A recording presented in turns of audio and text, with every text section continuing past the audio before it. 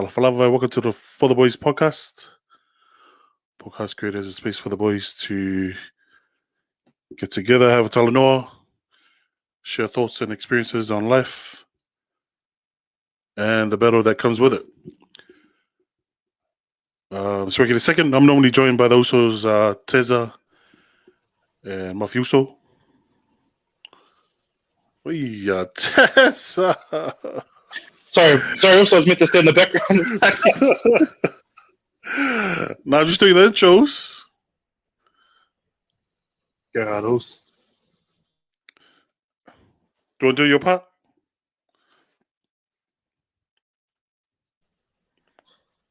Yeah, what's up?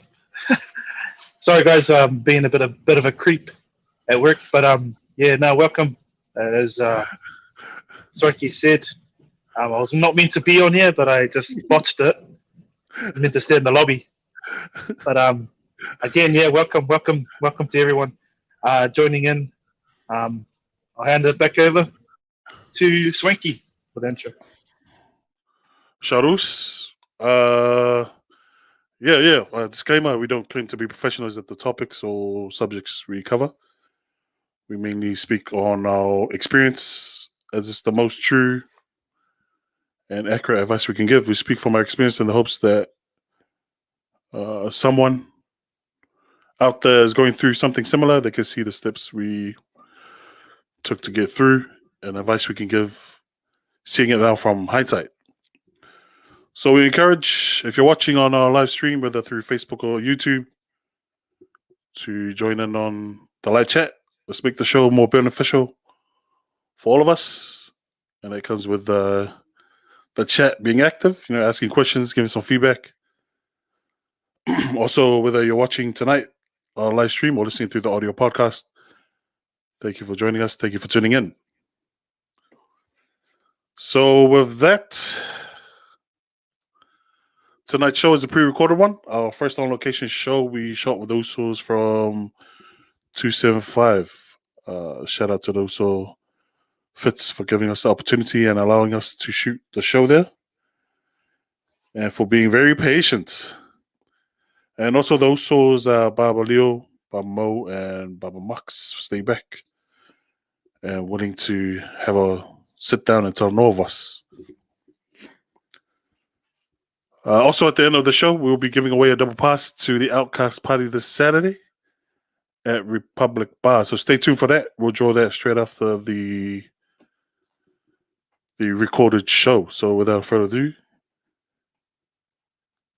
here's our 275 shoot.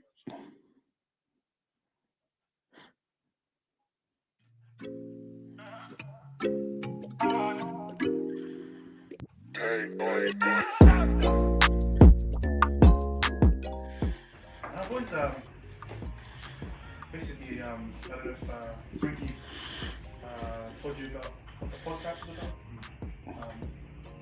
Basically, just about mental health and how we can, help people out there that can, with the stories we share, that can help people out there and talk about your experiences, or if you've gone through any experiences, trauma, whatever, as a young person. So when you're younger, how you got into barber, and also, I don't know, just what you experience on the chair as well. Because I think for us, with the video that we've seen on Facebook, man, you guys deal with a lot of guys that I guess going through problems, and you become the therapist as well. You do therapy sessions with them. So I don't know if one of you guys want to. Sorry if it sounds too serious. No. It's not serious, but then it sounds serious. Yeah, sorry, boys. Sorry. Serious. You start from here. Yeah. So you start off with introducing yourselves and a little bit of a background, and just how you came where you are today. Yeah, I'm Fitz. I'm the founder of Twosevenfive.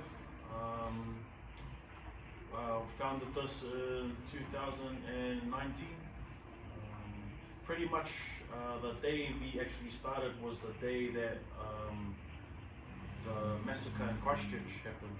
Oh yeah. So that's to me that's the official day it started. So when we found out about the massacre, 5 minutes later, the email came through to say that the trademark was accepted for 275.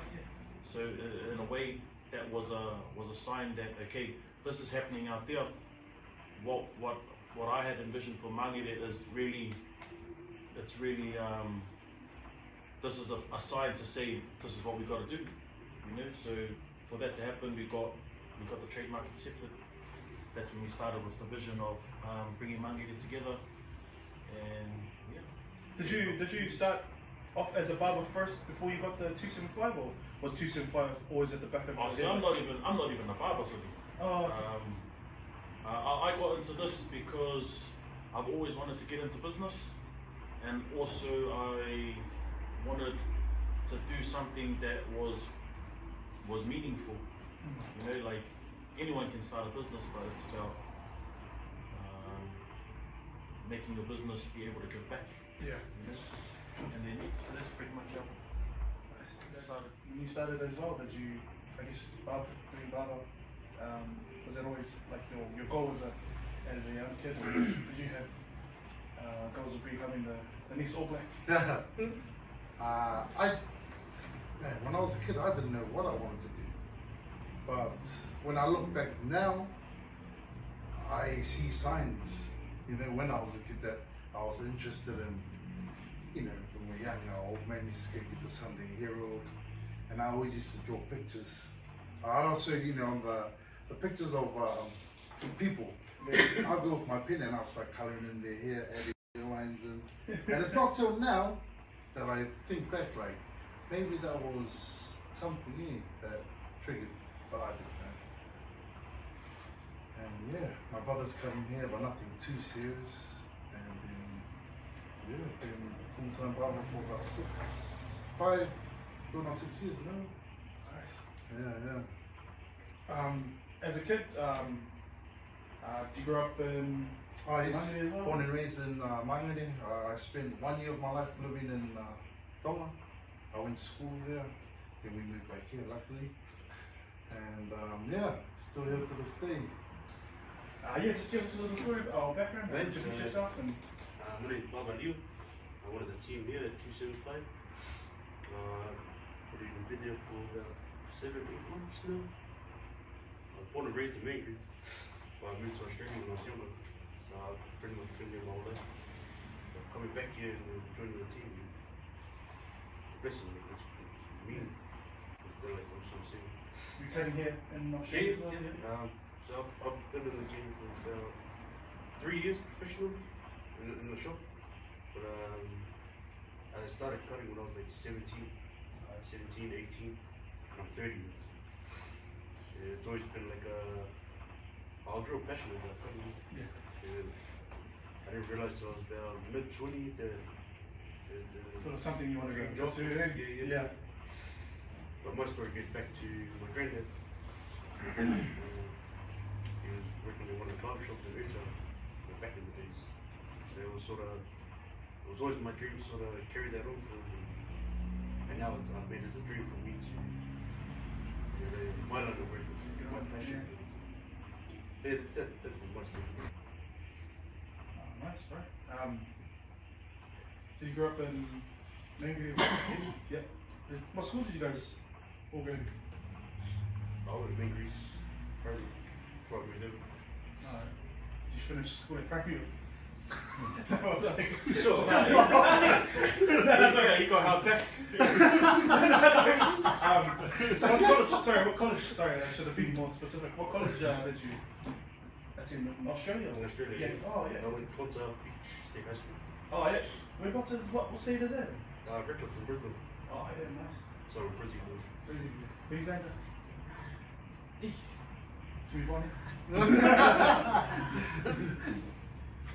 So, I went to De La Salle College. ooh. Yeah. De La Salle. Before that, I was at Southern Park, and before that, I was at Southern Cross Primary. So, yeah. That's Mary McCullough, you know. Yeah, that's Mary McCullough now. So, you know. Nice place. Let's see. So I went to Aorere, and then I got kicked out of Aorere, and then I went to Southern Cross campus. And then I also did 2 terms at this other school just up the road here, Tukuta Waipuna. And Where's that? Yeah. it's BD Street, you know where the speed camera is? Oh yeah. Across there's like a Homestead. homestead. Behind there, there's this little school called Tukuta Waipuna. Oh, And that was probably one of the best schools I went to. I only went there for 2 terms, so they only send kids there for 2 terms. yeah. Yeah, but it's a more hands-on, agricultural, carving. Oh, so you really get like practical with all the Yeah, it's stuff. a more practical, like, more. It's like realistic life skills instead of just sitting in the classroom listening to the teacher teach you science that you don't want to learn. But that's all of us, eh? I don't know if it's like with you guys when you went to school, like most poly or Pacific Islanders, they're more hands-on. Yeah. You True. don't really want to, I don't know, Yeah. pick up the clippers and start doing stuff. But when they put something on the board, you're like, you don't even look at it, just thinking But about what what's they- for lunch. yeah, or, it's not really our DNA what they teach us. You know, it's a westernized culture, so we're being forced against our DNA to learn something that's not even us. So it's never gonna be for us. You know what I mean? Shut Swanky, sitting in the corner. Yeah, I forgot Swanky was here too. Food coma. No, I'm just listening. Since when you started the shop, was there any like I don't know battles or any? Did you from the start when the shop opened and I guess going through till this year? Was there any like obstacles along the way? I guess because there's a lot of people, there's a lot of people that's aspiring to become, I guess, business owners or just trying to get into that area. I don't know. Was it easy? Was it easy for you to transition there, or obviously it's going to be a lot of hard work involved because you have to give up time and put all your effort into it. And sometimes you have to do late nights and getting the shop open or getting most of your stuff sorted out. As a business owner, did you go through any? Went through all of that. Bro. All those late nights. At the beginning, we were trying to suss out like our staff. Like, didn't really have any staff to run the barber shop. And the guys that we started with were young. And then Barber Max came along, and then we sat down and spoke about each other's goals, and we sort of like both our goals fell into place with the shop and what we're doing, and that was pretty much how it started. And like you said, all those late nights, like Max pretty much put in a lot of work because he was the one cutting here. Like I was here with him, but I was doing some other stuff, like whatever the background stuff was.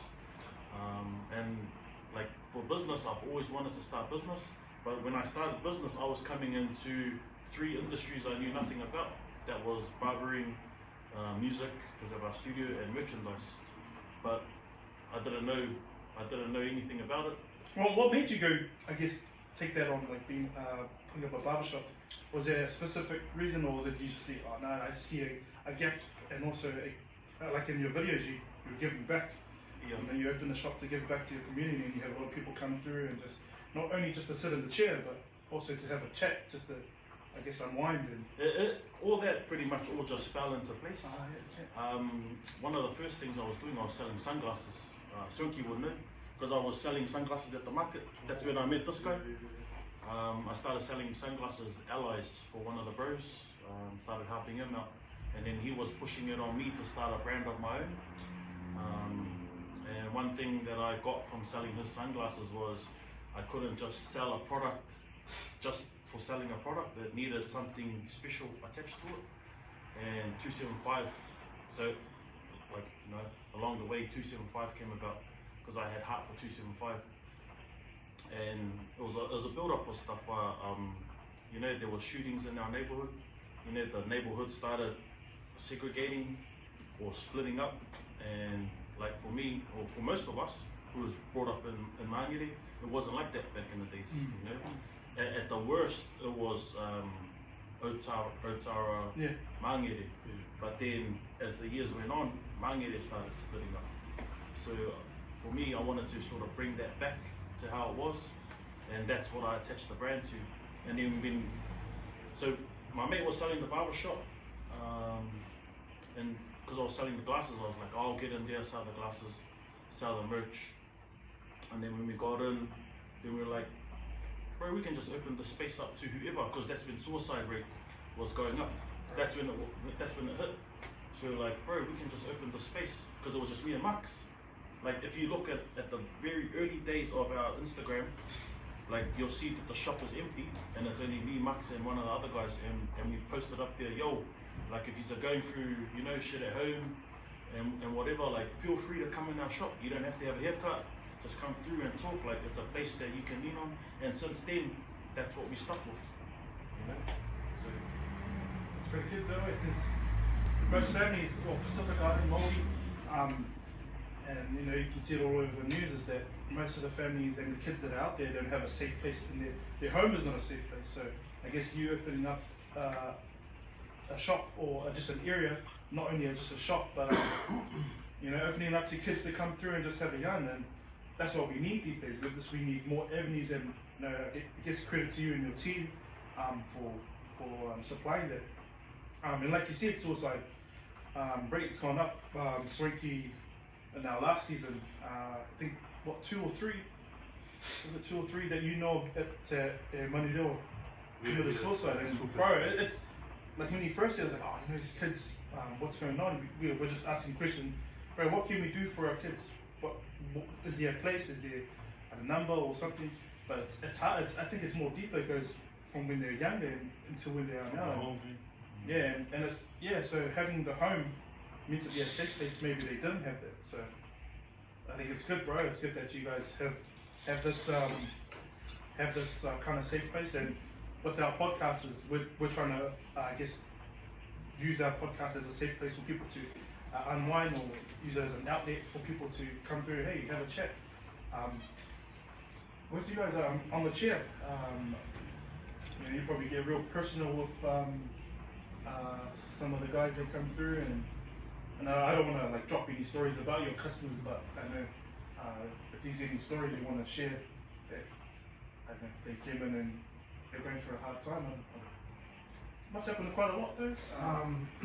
You know, I guess after more visits they get, they're more personal, you know, because they come in and they listen. Like for me, and I don't even have any hair, and I still go to the barber. You build that trust between you. Yeah. Which allows them to open up to you and sort of release some stress off their shoulders.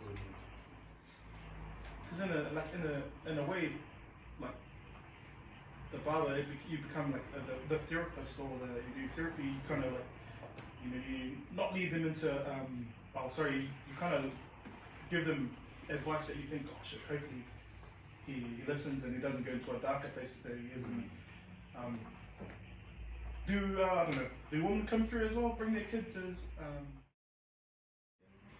you're talking to the main two. A lot of mums do come through. We try our best to make them feel comfortable. Yeah, because you know, especially in a the male-dominated shop, so you know, gotta make them feel welcome, feel comfortable, and most importantly, make their kids feel comfortable as well.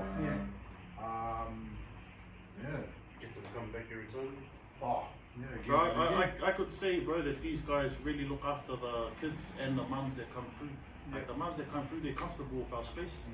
Like they don't feel intimidated. That's it. Yeah. You know, like when they do come through, like we welcome them in. We even offer them a cup of tea and stuff. You know. Yeah. Because this isn't their space. This is like a man's space. Yeah. You know. And they probably feel not threatened, but because it's male dominated, that who wants to walk into a shop, and you know, I guess you already have that perception. Oh, I don't want to go in there because it's about a male dominated area. But it's good, yeah, because out our way, I don't know if you know Kip. Three Kings? Yeah. So usually I don't see him, but that's the same, because like from the outside looking in, like for example, if I were to just stand there and see like just guys in there, you wouldn't want to, you know, you don't feel welcome already, just for your own perception that shit. And making a safe place for a young woman to come through and bring their kids. Yeah. So that's that's pretty good. Thank you. Because I'm talking too much here. No, you're all good. To welcome also Max. Max. It's like a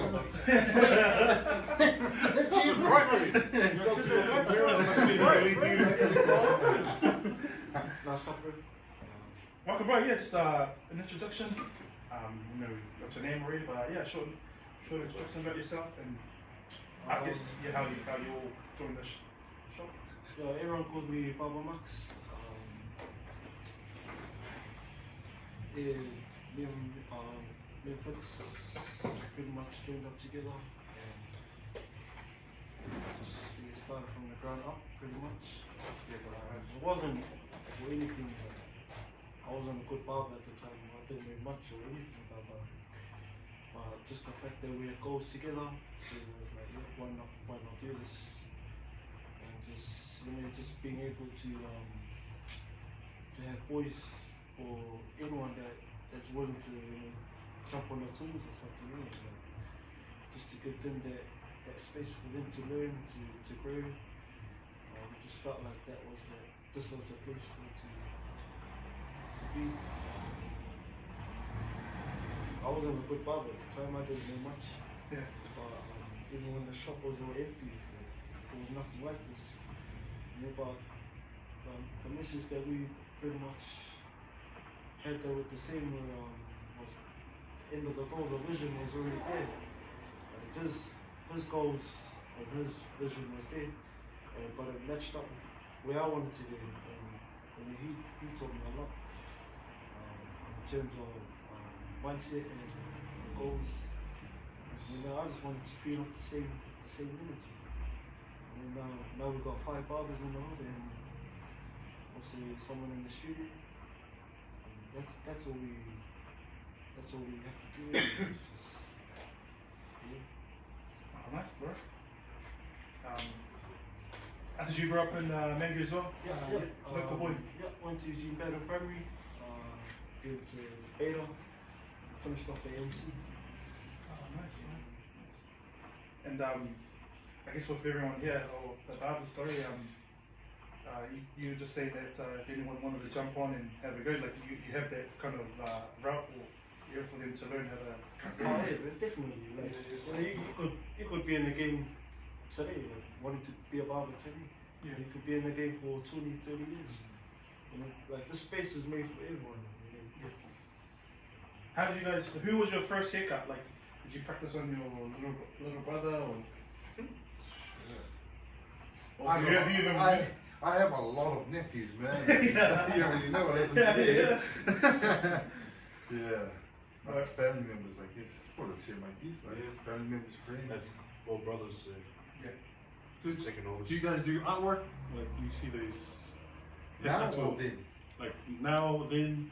I wouldn't say call my thing artwork. I just try to get into a bit of, design, a bit of lines here and there. Why you after some lines?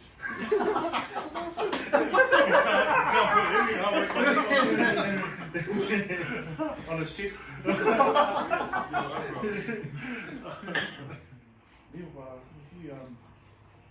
No, sorry to hear about your mother-in-law passing a couple of months back, and then you didn't just heard outside the grandfather.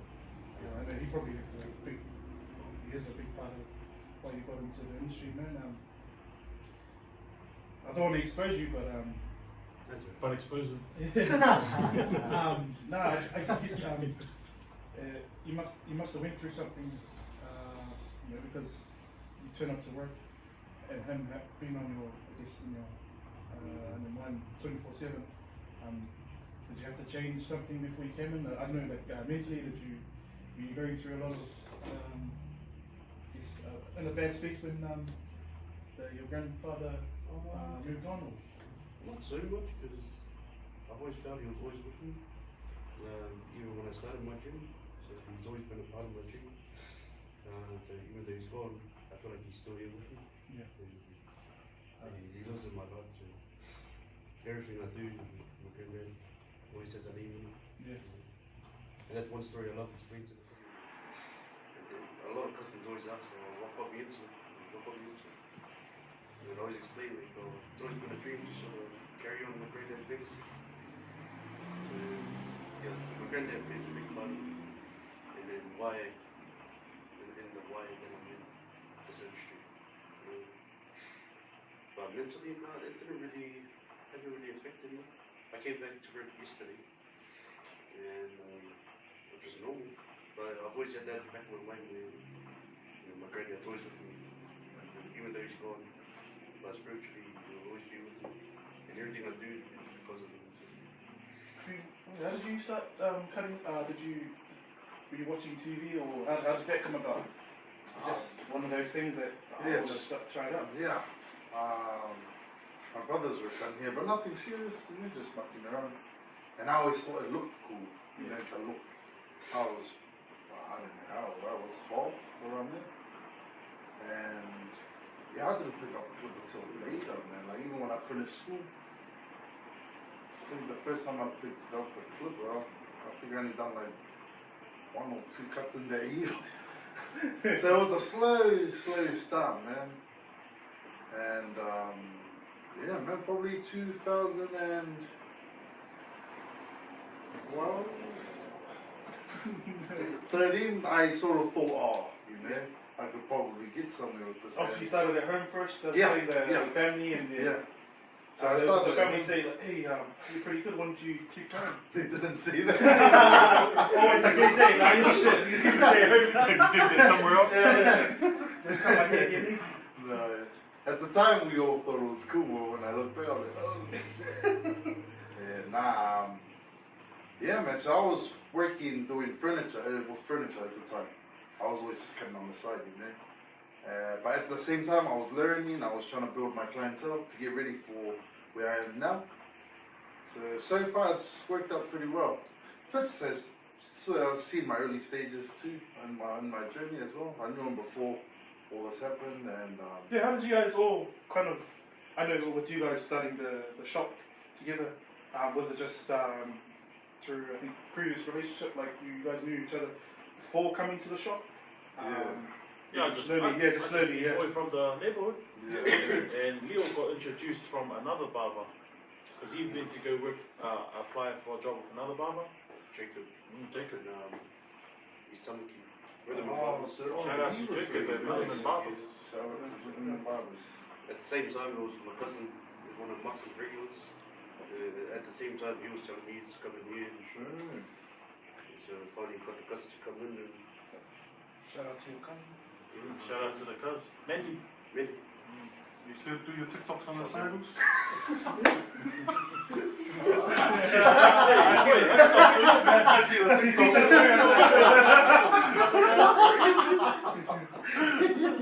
So what's the handle on TikTok? I'm thinking of starting a 275 one. Or? There's a 275 TikTok. So with that TikTok, we just post what the boys post, Oh, nice. and we also post what other people in the neighborhood post. Like if they're wearing merch, because there's a lot of young'uns wearing our merch. Yeah, honestly, man. So we just copy that and put it on our page. Again, because with 275, it's even before before Swanky was telling me that he kind of knows you guys, didn't believe him, but yeah, just seeing it around like everywhere, man. Not even like when I went up north.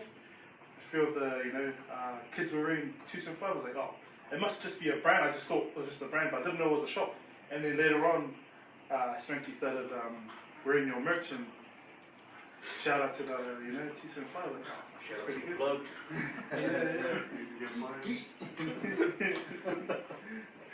Starting up, boys. Any horror stories? Or like cutting hair? Starting up. Yeah, First learning up. What's You would have had what's to the go- horror, had what's to the go horror through a story day, that like- stands out? Straight. The other thing.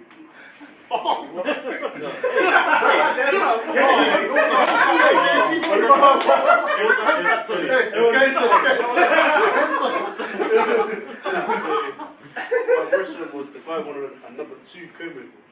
So I went with the number 2 and took it all up. And apparently you tried to, there was a number 5 or something. I want. What was he wearing? No, he was a short Kermit. But a number 2, so I went with the number 2 with them. But then everything came off. What did he say? What happened? He was sitting there like. He's still drinking the Horus. No. No, that was his call. That was his call to me. And then what ended, like, what was the haircut after that?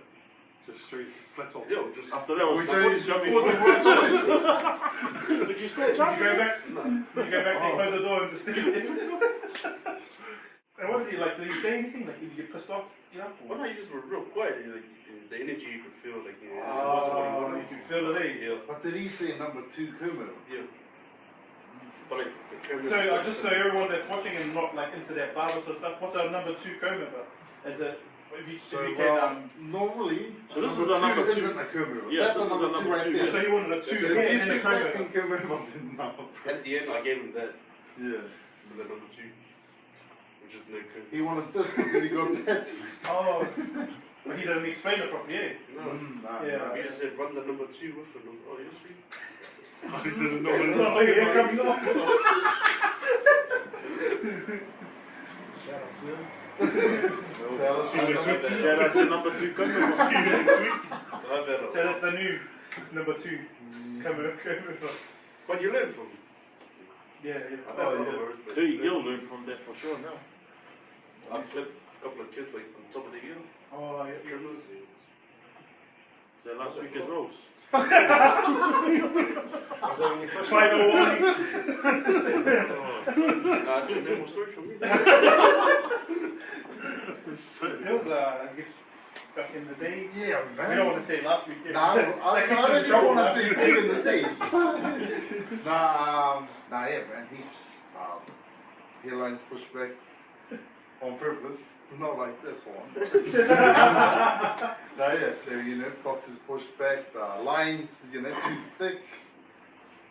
Yeah, but the cuts here and there.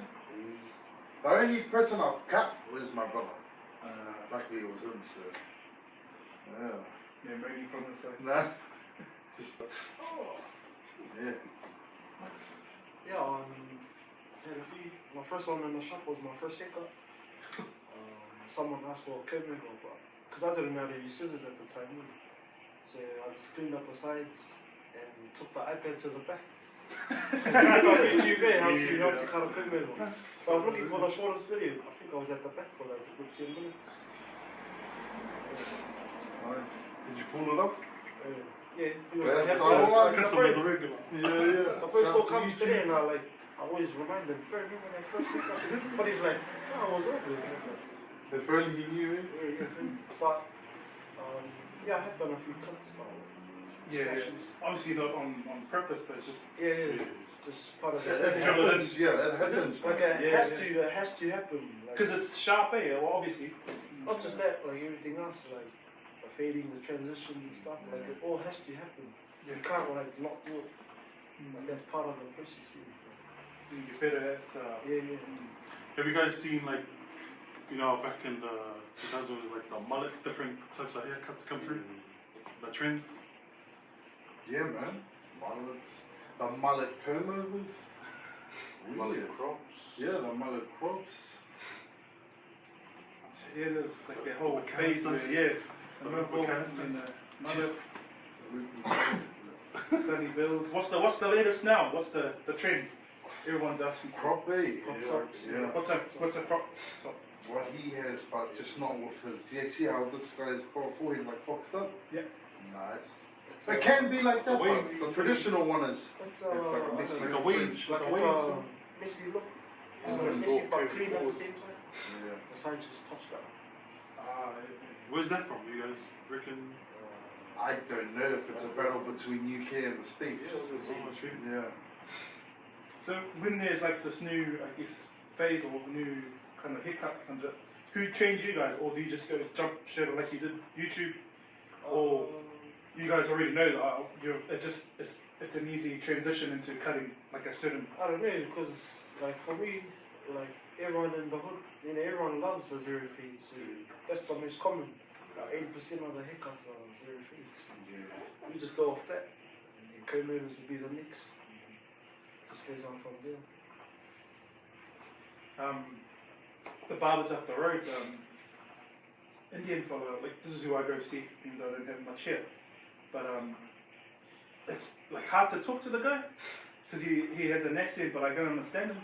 I guess with you guys having I don't know different nationalities or ethnicities coming through, is there a barrier when you're talking to someone, or you get the feeling or the vibe straight away that they don't want to talk, or do you initiate the talk with them? And I'm saying like most of the guys they come through obvious regulars, but do you get those one-offs come through? Oh yeah, I've heard about you. But how do you guys, I guess, talk to them and open up? I guess Because it must be a natural. Because you guys probably don't have to think about it. It just happens on the regular because they come in and boom, your job. I wouldn't. I don't know. We're all different people, of course, but I just go off the person that sits on my chair. Because not everyone wants to talk, to be honest. Some like to just chill and just get pampered, you know, and just relax. One of my cousins, he doesn't even talk to me. He just sits there. As soon as he gets up, we're just blabbing outside, and you know, he just shakes everything in. But I go off the customer really. If I feel like they're trying to conversate, I'll go back and forth with them. But yeah, that's me. I know these two. Yeah. No, we do try and start and initiate the conversation, little talks. We find that each customer we tend to ask the same questions, just to sort of get it going. And then once get to know you them. start with a topic you can relate to, and then just escalate from there. What's the most talked about? I guess thing in the chair, sports or personal. What do you do for a living? Oh, Icebreaker. yeah. Everyone talks about different things. So yeah, start off with that. What's your name? And the rest is. I find that when I get a lot of say older men like Samoan, love Samoan, there are a lot of Samoan men come through. They only want to speak Samoan, which is right with me. But I just say that the other customers don't feel. True. That's a I tricky just have one a too. natural conversation with the customer. But Yeah. I just hope the customer next to me doesn't feel threatened or feel uncomfortable. That's true because that's like the Indian barber up the road. Like he's always talking Indian to the next guy, but they're loud, and everyone in the chair is like, True. "Are you talking about me?" I guess that's different when it's barber to barber. Yeah. But you know, like it's like when it's barber to the person on the chair. I mean that's a relationship. Yeah, But true. then those two They should. together, that's unprofessional. Yeah. Mm-hmm. You know. Oh, my opinion, anyway. Yeah, that's right, man. So you I guess still it's stop weird. talking. Yeah, I guess in a way that's how you start your clientele. And customers love coming back just for a chat, not even for a haircut. They just love coming back and just catching up on your last conversation. Asking we got loads for the shop. Yeah, that was one of our customers who asked this guy. Oh, really? Like we had someone come in asking more questions than the police. Yeah. Like, what was he saying? Like, how did he get the money for the shop? How did he, and then shit like that. What? Like you do get dudes that come in asking. It's alright to be comfortable, but not too like- comfortable. Yeah. Off the bat, asking personal questions. On their first haircut. That's when you get in that number 2 group. Number Don't even ask. one. Don't even ask. Yeah, I know what you want. What's the I guess the rules of the barbershop where what not to do or what not to ask? Like, what's your how would I say it? What's the most annoying thing the customer can do when they're sitting in the chair? Moving. Chewing gum. Or chewing with alcohol. That's many boys. Cutting them up 1 in the morning. Is there like I don't know rules that you set for people? Well, not rules, but like that you Just I try to remind myself to not talk about anything unnecessary, you know? Or like that shouldn't be talked about. But yeah, about these two, yeah? For me, it's like something you can't really relate to or continue a conversation. Like for myself, it'll be politics. I don't really know much about politics, so I won't go into it. Yeah. I know one thing I've seen annoying for these guys that happen to camps. He asks for one haircut. When he does it, then they ask for a different haircut. Oh, So it's like 2 haircuts in one. Yeah. So he just spent half an hour, 25 Cleaning, minutes, yeah, one haircut, and then goes, oh nah, bro, can you just... So that customer done all that after us giving the thumbs up to come in when we're closed. I'm like, okay. Oh, so that- you gave well, no that time was- to this yeah. person to come through, And he's still being picky of us. Yeah. Did you guys guess the nationality though? It's a hard one. And how often do you guys work Monday to? We're all on oh yeah. Yeah, we're all over the clock. Yeah. That's why I get my Wednesday, Sunday off. We'll have roster. Yeah, nice. I'm Tuesday straight to Saturday. I'm Wednesday to Saturday. It's full time. Monday to Sunday, bro. Yeah. Mentally, eh? So while these guys are sleeping, bro. Still working, yeah. You know, I might come in 1 hour a day, but I'm always working, bro. And besides working, what do you guys enjoy outside of work? A few drinks here and there, or party, family. I just do church activities with the youth. Oh Yeah, we're Rudy's. Rudy's rooftop. Join the church. Hey, you gotta host the pasta, man. He likes their pizzas. I love fishing. Oh, nice. Every Wednesday I try to go out fish. Put your own Beautiful size. Were you one of those guys that got the 99 snappers? Or I heard about that. Yeah, I try to get out on every Wednesday so I enjoy the time off and get away from sort of stress. Yeah. For me, it's probably just being at home, family. That's I guess one of our main questions that usually pop up during our podcast is like, how do you kind of reset? I know you're having days off. You kind of leave work at work. I don't know if you guys do that. Leave work at work. For us, the industry we work in, it's not the hardest, but mentally it drains you, like because you're focusing, driving, and you're only looking at colours pretty much every day, like going through the light, green city lights, red city lights. For us, if we go for a red light, we lose our job. That's our. There's so much behind it, but basically, you're mentally drained at the end of the day. Like an 8-hour job, sitting down, driving. It takes a lot out of you. But I guess with you guys, cutting hair, you're standing up, and I don't know how often you have breaks. What do you do at the end of your shift to like kind of relax yourself? Just go home. I know there's not much in it to think about it, but I guess with everyone that does watch and know how hard you guys work, you guys also have a life outside of cutting hair. I think sometimes we do chill at the end of the shift. Just catch up, see how the day was. Nah, like what Max said, man. I honestly, it's a good feeling, like say you've got a busy ass day and like, you're tired and just to chill here. To unwind here, charge up before going in. I love that feeling. So I prefer to chill here, whether it's at the back or on the front here. It's, I don't know, home away from home, I guess. Yeah. Yeah. So at the same time, this place is your relaxing place as well. Oh yeah, man. Yeah. For I us, didn't even have to talk. I could just sit there and just That's good zone too. out. Because it's not like not most. I wouldn't say most, but like for example, you have people that work in labour or just doing hard work.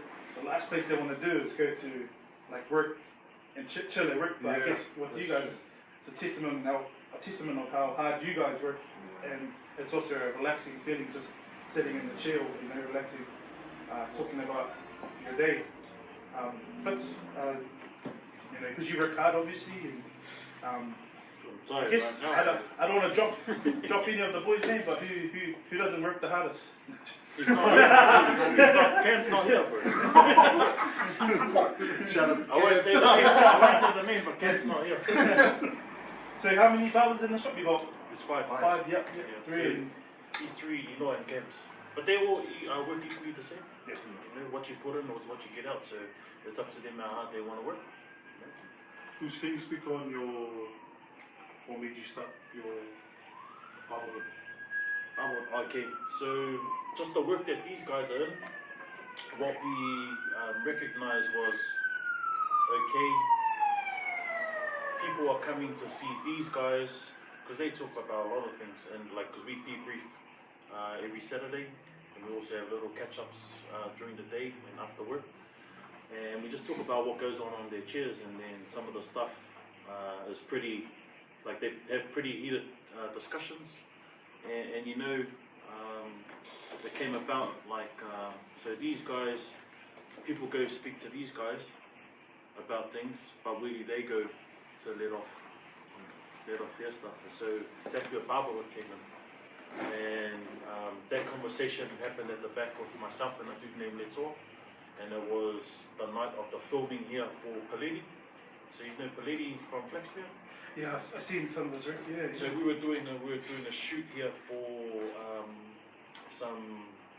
it was like called After the Barber or something, for what he was doing, and then that's when we linked up with other barbers, and then Leto from Village Collective, and then we just got to talking to the back.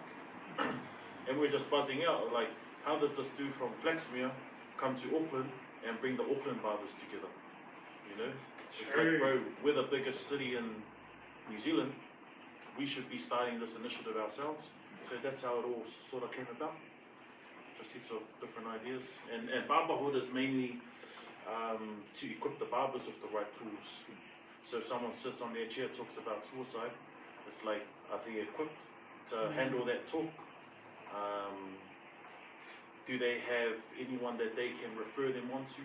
So that's what barberhood's about, making sure that we know who to equip them with, what to equip them with, where they can go to talk about how they feel, so they don't take their stress home to their families. Not only your shop, but you. Yeah, we're linked up with other barber shops as well. How was that when you went to their shops? Did they come across like, oh man, we had that last week? Whatever, they have some stories to tell about suicide. People talking about suicide on their chairs. Oh, we spoke about it at one of the Barberhood Connects. Oh, all these guys know, because that's we all linked up together. So, well, it just came about. It's pretty much the same talk everywhere, right? Yeah. Just, Yeah. Have you had any suicide talks on your chair? a couple of times, but that was a couple of times at the old barber shop I was at, everywhere in Brisbane. Which was sort of, I just sort of went about trying to become friends and sort of create a relationship where you'll always come back next time and I'll catch up with him later, then catch up with drinks later or something. Was he Islander? Yeah. But over in Brisbane, the Islander community is not as big as here. Everyone knows everyone, and sort of relatable that way. Did he sort of say what was it about? Like, was it work stress, family stress? Was it just in Relationship, but I don't want to get into No. that was between me and the customer. Yeah.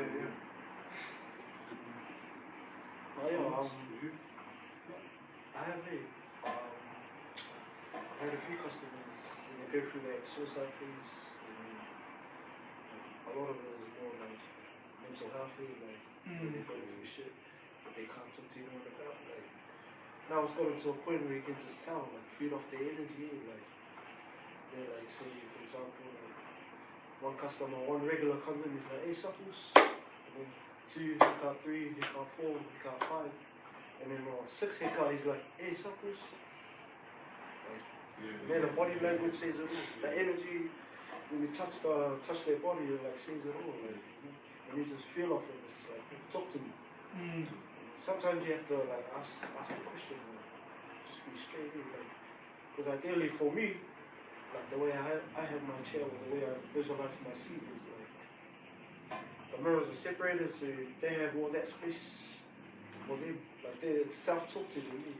All I'm doing is just cutting their hair, and whatever they talk about stays between us, or stays between themselves. But like, this is a safe space here. Just with the numbers and that, like it's increasing. It's increasing after each suicide's gone up.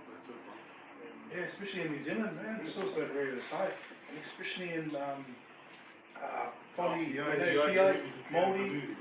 It's crazy, and to think that we're only this little country compared to all these big, we're up there, man. It's crazy. Only because in our poly community, everyone knows everyone. If you're not kind of associated, you kind of know them in the distance. Like, oh, I know that guy.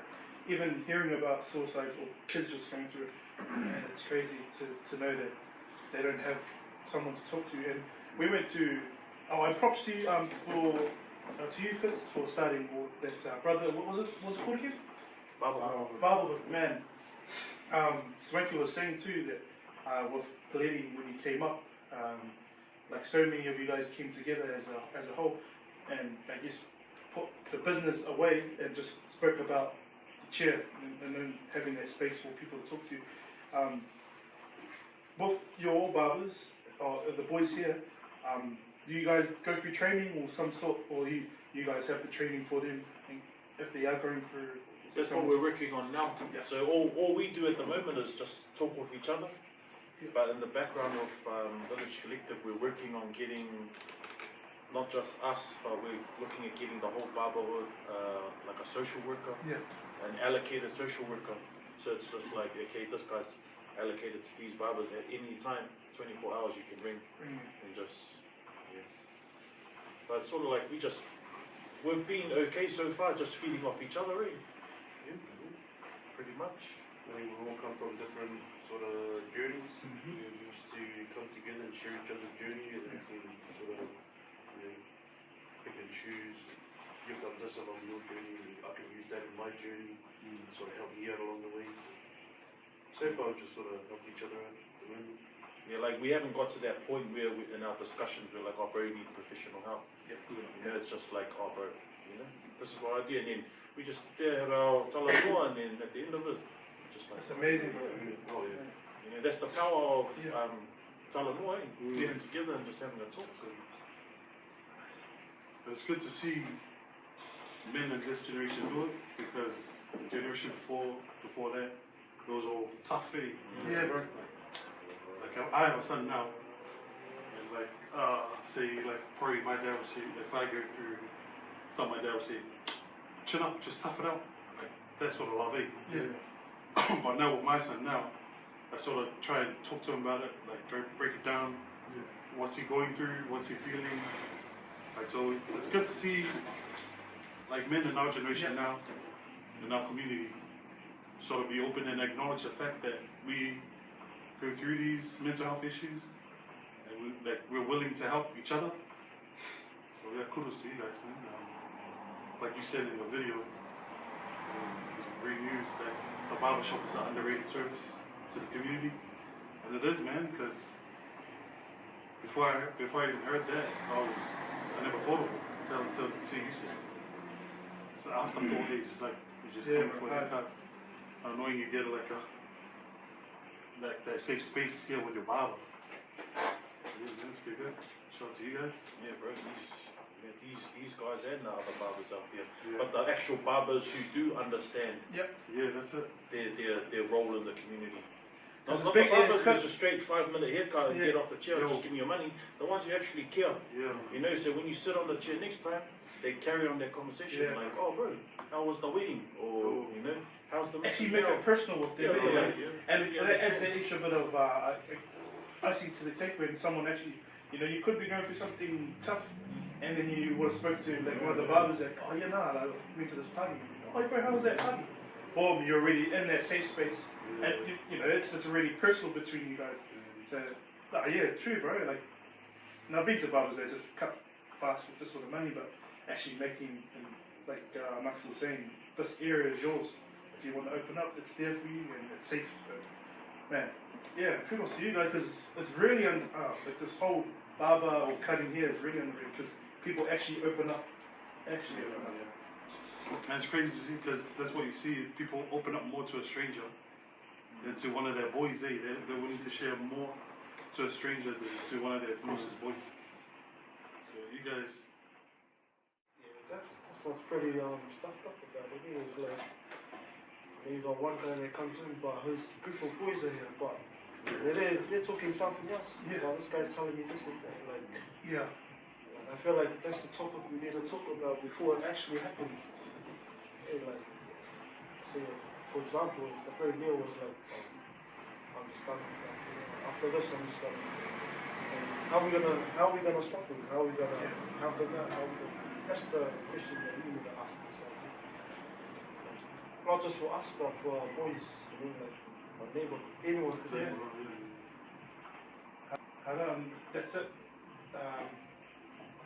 Swanky said not many of the boys open up, and I guess with you guys, you had your Tara North already at the end of Saturday or something. And then you have boys out there that don't actually have a talk, and the burden is always heavier when you keep it inside. You know, if you don't want to let it out, it just gets heavier and heavier, and then it leads you into a space where you know that dark hole. So that's what we try to create as well with our podcast. And boys, if you ever want to jump on, we always jam every Thursday nights, 8 p.m. Throughout the link, and come through. Sometimes listening, like for me, listening, and I try to get something off the guest. It's a lot more better than me talking, because I don't want to say it all the time. I want to say it, like, you know, sometimes me just blabbering on about something that I don't understand. But for us, as for the Boys podcast, we like to listen to your guys' story, and I know for sure there's people out there going through the same battles, or even harder. You know, at the end of the day, they're struggling, and you guys actually have the space. We don't physically, like we just have it online, and not many people want to share it, but you guys have the space. So usually towards the end of our podcast, we try and give something back to our viewers or people that are going to watch, and it's kind of like an advice that we share. Something that they can take away, and I'll leave it to Swanky as something good to share, and then we'll just go around the circle and just share something that you, I guess, a tip, advice for family out there, friends, or someone that's going through something that you have that you want to share, or if you don't, that's all good. For me is check in with your family loved ones, those ones. You haven't heard from in a while. You haven't seen around lately. Just check in. Simple question: are you okay? Are you okay? Or are you hungry? You want to feed? Use your shouts. Spend your own money, not mine. Yeah, might break a barrier. Might open up a conversation. Yeah, and reach out. It's not a sign of weakness. It takes a lot of courage to reach out. So yeah, that's me. Man, you took my words. Just continue. I was gonna just continue. This is continue. I'll say it. And then you cut his one. No, but I was gonna say the same thing, but it's not to the people who are going through stuff, because it's easy to tell them to reach out, but being in that dark space, you're in a different mindset. So it's really hard for them to reach out. But it's up to us who isn't going through shit, like you said. Like, it's as simple as asking a question, but don't ask the question like it's real easy, like just to see someone, hey, how's it going, blah blah blah, and then you get the generic, yeah, I'm all good. But you have to ask again, like are you really all good, or like also how's your mentality, like how's the mind, how's your mental going? You know, don't ask the standard questions, because you'll get the standard answer. Yeah, true. You just gotta keep breaking down, and just look for patterns as well. You know, if something's out of the ordinary, then you know something's out of the ordinary.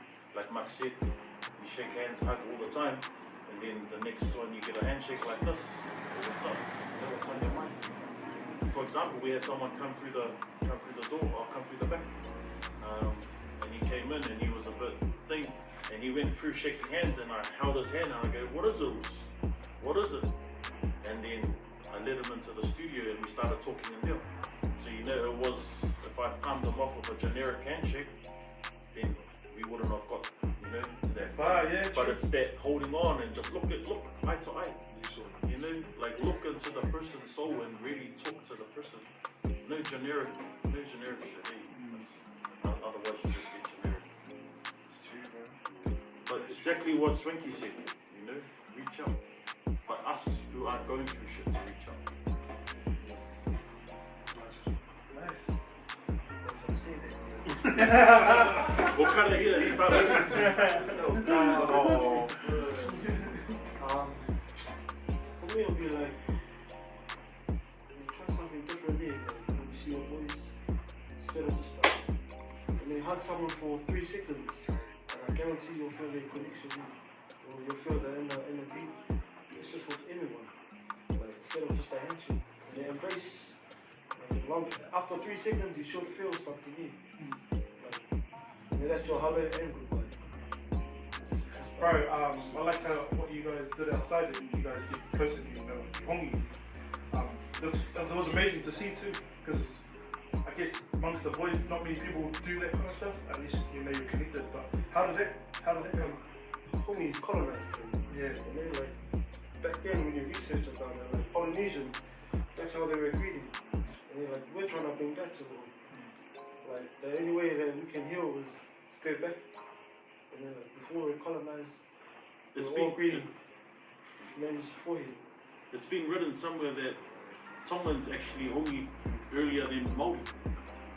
Yeah. But And yeah, we're just, you know, we can talk about it for ages last year, but this year was the year. Nice. It's good to see, honestly, man. It's amazing because, especially in our era, like our age group, you don't see like boys doing it. Unless you're on the marae or your family, you know, it was just the boys. Good to see, bro. Yeah, for me, I can go back to what those were saying before. So there was one Saturday after work, we sat down and talked, and come to the realization we're the generation that makes the change, start the change. We were brought up with the old generation, and we know how to make a change for the new generation. So it isn't we to speak up and make that change. Because us as Pacific Islanders, we have this persona where we have to be tough, deal with your problems, get over yourself. Where we're at the generation we are now, we can change that. It's not weak to speak up. You were just coming for a haircut and just opening up to the boys. At the start, start something new for yourself. That for me personally, it's not weak to speak. need to speak. That's it, bro. Straight up. I was gonna say what they all say. Yeah, man, it's just that breaking, you know, generations before, it's just breaking that chain, you know, like, I like, you know, that tough love you guys were talking about. My wife always, because, you know, before my wife met my family, when my wife met my family, she said, these are the words she said, she goes, you guys are like barbarians. I was like, what the hell is that supposed to mean? She was like, these are like, just like, you know, tough love. But then, 12 plus years went by, her and the family, and my mum say to us, I love you, and now we say that, and you know, just being affectionate, showing your love. Yeah. Those little things can go a long way, eh? You know, you could build up love and whatnot, but yeah, man, just enough of that rubbish and speak up, eh? And yeah, man, if anyone has a dream to chase it, you know, don't give up, have a plan, stick to it, and hey, execute it, and never stop. Yeah, Yeah, just them stop grinding, man. One cousin just said. Pumping and grinding, or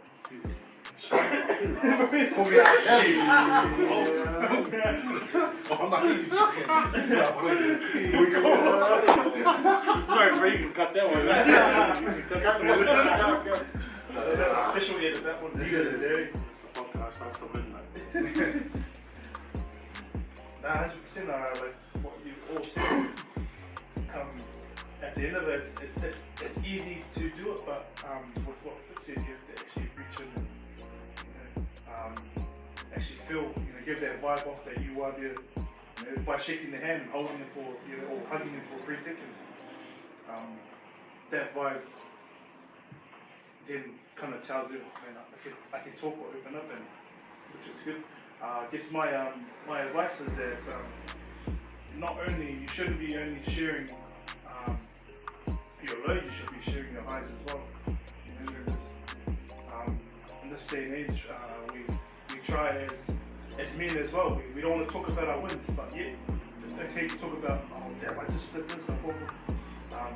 And I don't know, there's a lot of humble people out there, and just the vibe you guys get off, you guys are really humble, and you guys achieved a lot with the shop.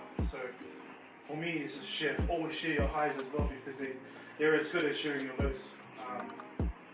And it could be small things, just talking to the brother and asking, actually, how was your day, bro? How was your mental? And I never thought of that, bro. How's your mentality, or how's your mental? Actually, saying that question, it actually opens up my mind, bro. Why didn't I think of that? Because it's easy to come out, but you didn't ask that question. How was it? But thanks to that, man. Thanks to everyone for all your input, and also thank you for allowing us in the shop and using me. I wanted to go home ages ago, and you took up the time. no, you know, Just cut this. Yeah, bro. We appreciate it, man. We appreciate it so much. Thanks, boys. Thank you so much for joining us. And for you guys leaving us in the shop, sitting in a chair.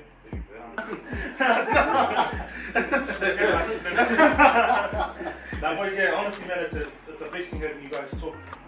Hopefully, we get to do it more. You guys will be keen to run it back sometime? Yep. I like to hear Yeah, that.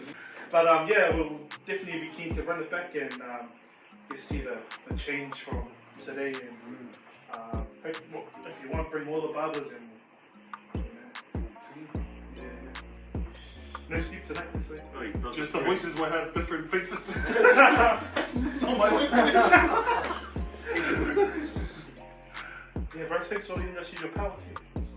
I think he's got some money. No, I said the invoice free. Fuck you, so he lives in Takanini.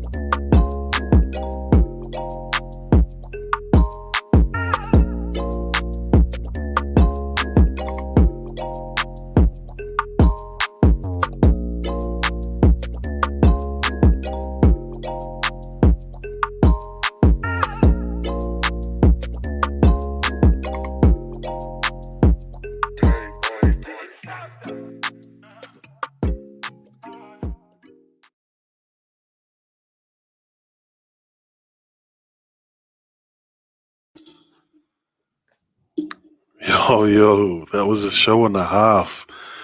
First and foremost, shout out to the boys from 275. Luso Fitz, Baba Mo, Baba Max, and Baba Leo.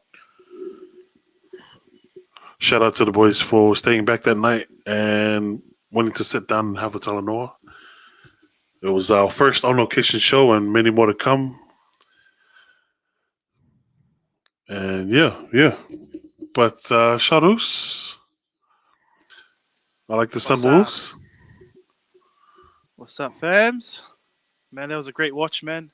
And it was even a better being in the moment. Can you hear me? Yeah. It's even Nice better one. being there and chatting with the boys, bro. It was amazing. Although it was pre-recorded, we would have loved to have them on the show live, and due Yeah. to the boys working hard that day, we couldn't bring it out at a specific time for our viewers. But I think they're definitely wanting to run it back with us, and hopefully, when that day comes, it'll be even better because we had a chat earlier, Swanky, Muffy, and said, "Bro, we only just got like the kind of like the surface. We only touched the surface with them. Yeah. So when we wanted to go, like, I guess a bit longer, and the boys wanted to go a bit longer, it just was a It bit was too late. it was already too Um, late.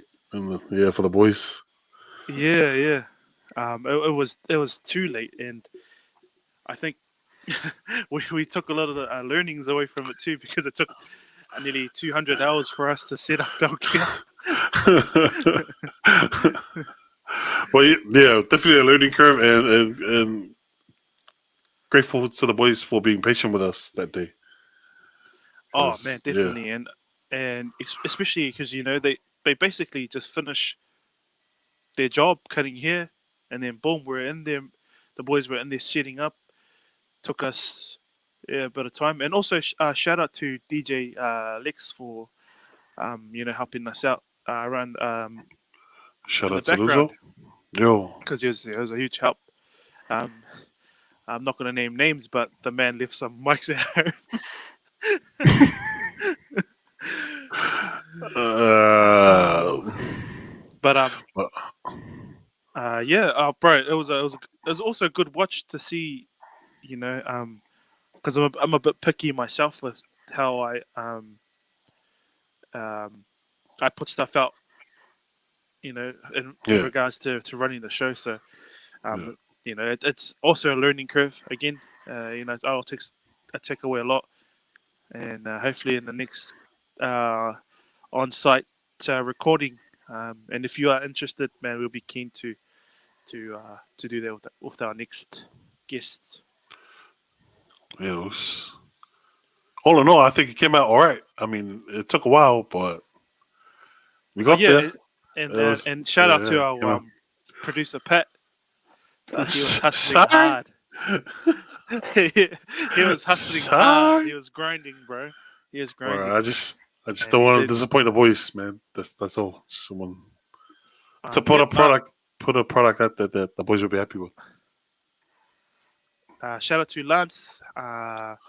Also, we had some comments earlier with Nigel coming through.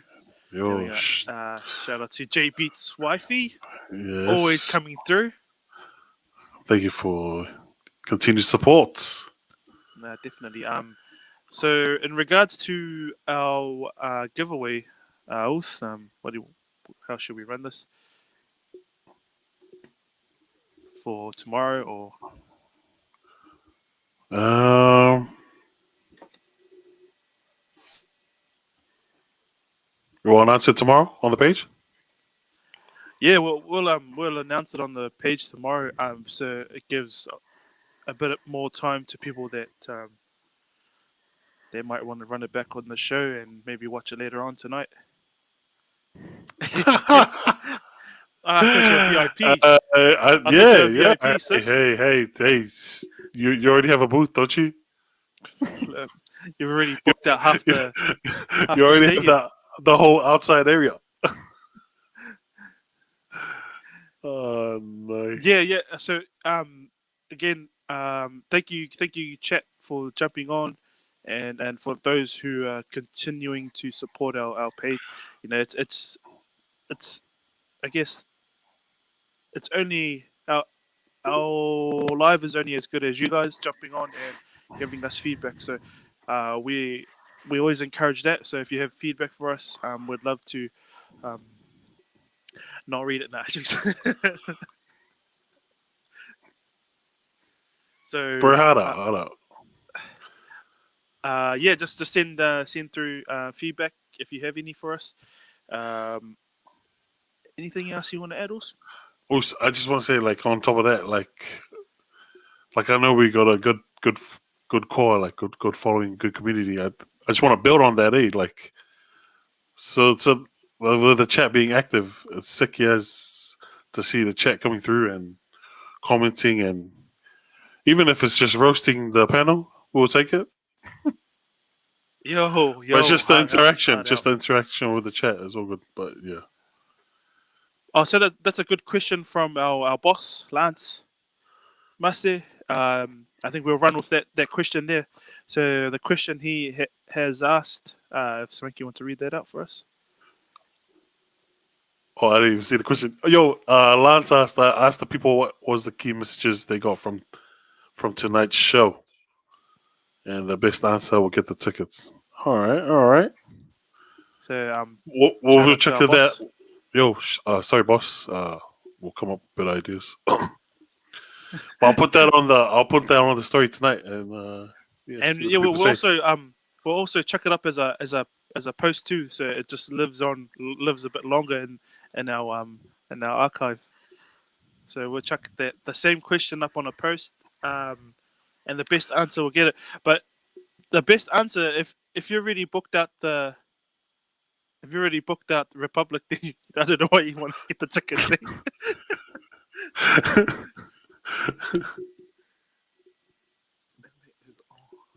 Oh no! I guess. But shoutouts again. Thank you to 275 and the boys for that for being patient with us that night, and for the willingness to sit down. Oh no! Oh no! The chat is turning toxic. Oh.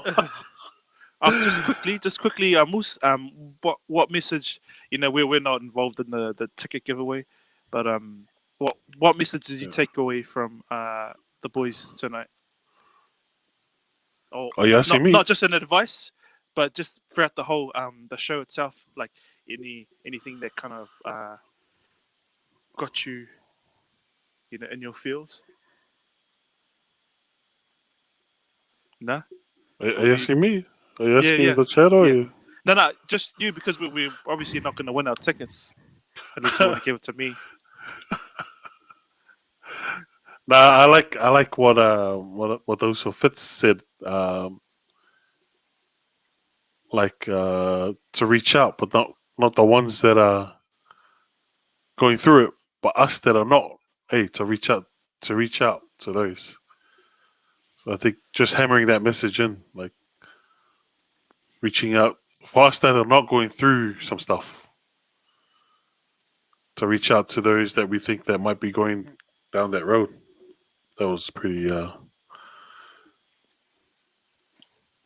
That's what stood out for me, and to the boys as well, like Baba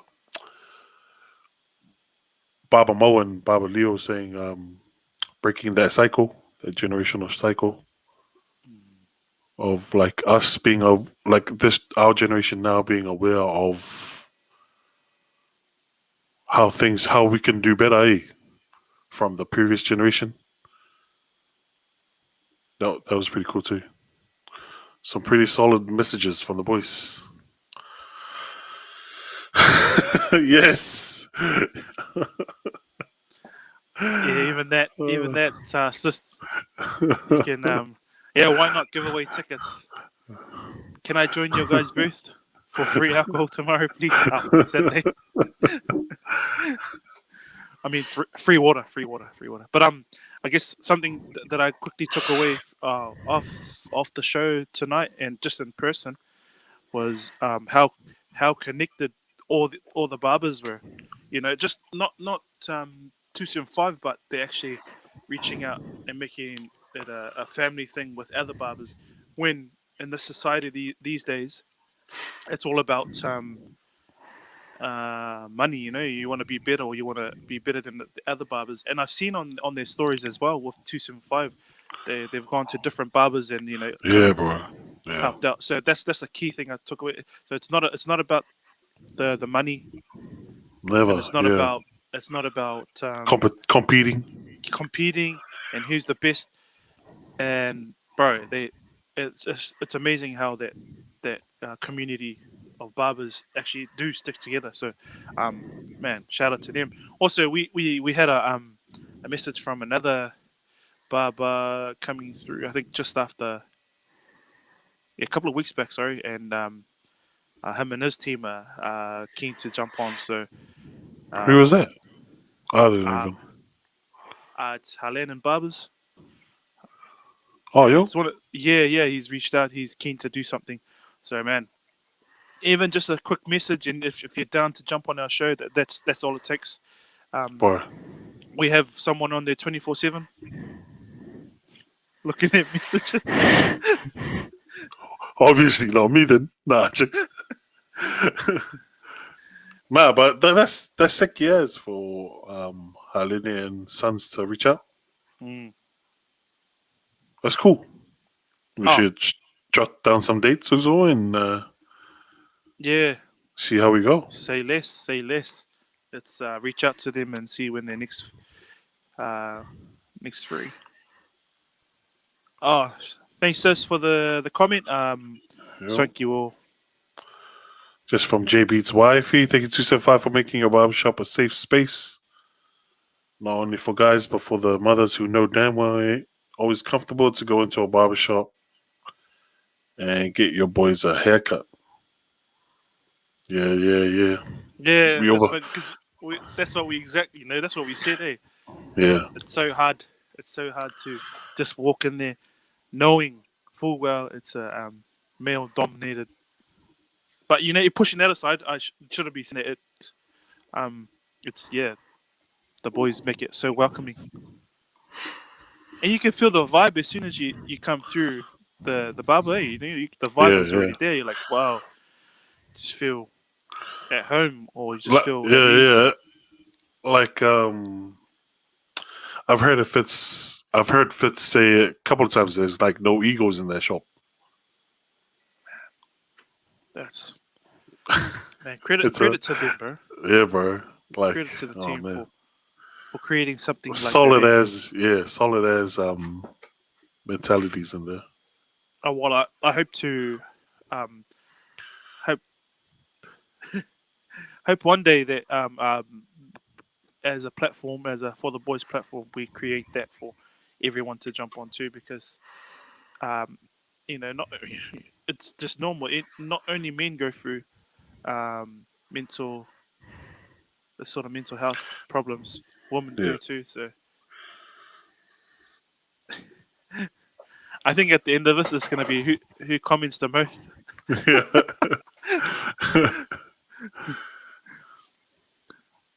Nah, but keen to run it back to 275. Nah, definitely also. Again, we will reach out to the boys, and also, if you're keen to jump on, our boss will be on maybe next week, Mr. Lance Masse, and also Muffy, who couldn't be with us tonight. Feeling under the weather. Under the weather, like Yes, sir. this. Yes, sir. No Eagles. You didn't know about the Eagles, eh? Oh, not the Eagles. Okay, Chad, if you have anything else you want us to bring up, other than that, I know you guys have been on for an hour and 30 almost. Man, we appreciate everyone coming through. So stay tuned for tomorrow. We'll be dropping a post in our story, and also most probably our post, but we'll see. We'll talk to producer Pat. Sorry? So, Strikey. Thank you everyone for tuning in. Thank you for listening. We'll see you Saturday. If you don't know, now you know. Look, once upon a time, and I heard that I was ugly. Came from a two, wanna I said my face bump, tight racks, stack of shack height, jury on me, flashlight. I've been listening last night, hit 'em with that good, make a nigga nagging right. Broke boys don't deserve no. I know that's right. Big bag, pussy, not the belly band. Take a member, let's see, I can party back and all these big